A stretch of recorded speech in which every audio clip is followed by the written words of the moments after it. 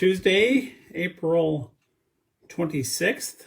We're in Matthew chapter 14 today. And as you think about the book of Matthew, it's, Matthew laying out the prophecy that Jesus fulfills the prophecy through his birth. And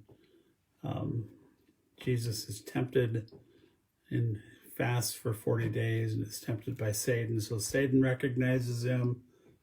Herod recognizes who Jesus is, and we have some great teaching in the Sermon on the Mount, and then some healings, and then some more teaching and healings and teachings. And yesterday we had 8 parables dealing with the kingdom, and now we're back to some miracles again, some signs. And chapter 14 begins with the death of John the Baptist and Herod thinking that Jesus must be John the Baptist risen because of the miraculous powers that have happened, and then Matthew chronicles how John was beheaded because of Herod and his promise he made at his birthday.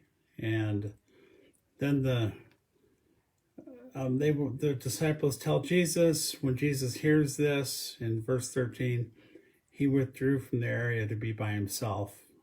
So Jesus is going away to grieve, and certainly appears that he is sad. The crowds hear about it, they follow, and so Jesus has compassion. So we get to see a good glimpse of Jesus's care, his compassion in this section, and he heals the sick that are there, and it's a desolate place. The disciples want to send them away to be fed, and Jesus says, don't send them away, you give them something to eat.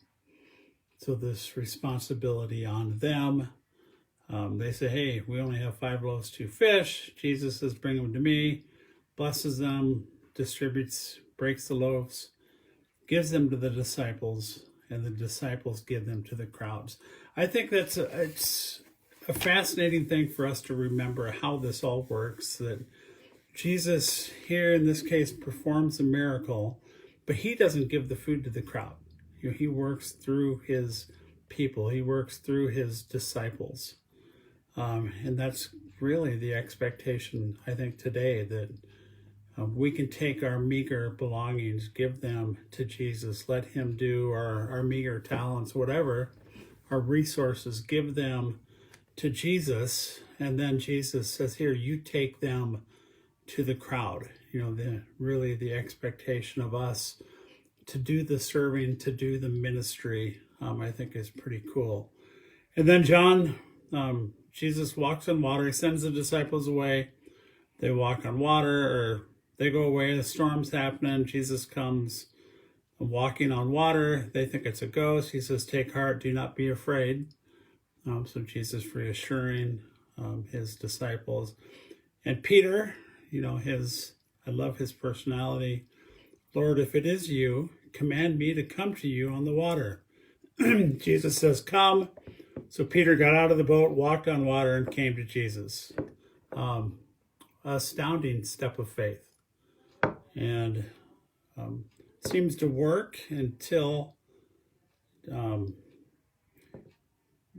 walked on water, came to Jesus, but when he saw the wind, he was afraid and began to sink. He cried out, Lord, save me. So it appears, the takeaway I always hear is that Peter took his eyes off of Jesus and then became afraid. So the command, we should always keep our eyes on Jesus. And, I think that's a great takeaway here. He calls out, Lord, save me. And the next words are, Jesus immediately reached out his hand to save him. And that's the kind of Lord that we worship, that Jesus immediately reaches out and saves. Peter kind of says, oh, you have little faith, why did you doubt? But the disciples recognize him as truly the Son of God. And then ends this chapter with some healing in the village. Whoever came and touched Jesus, touched the fringe of his garment. Whoever came and just touched him were healed. So just some good reminders in this chapter that Jesus works through his disciples, that, the command that we are to do the ministry, the challenge to keep our eyes on Jesus, that Jesus immediately saves, and the care and compassion we see Jesus as he grieves John's death and as he has compassion on the crowd. So some great reminders. Tomorrow we'll jump into chapter 15 of Matthew. So I hope you have a great day and a faithful day, and we will see you on here tomorrow. God bless.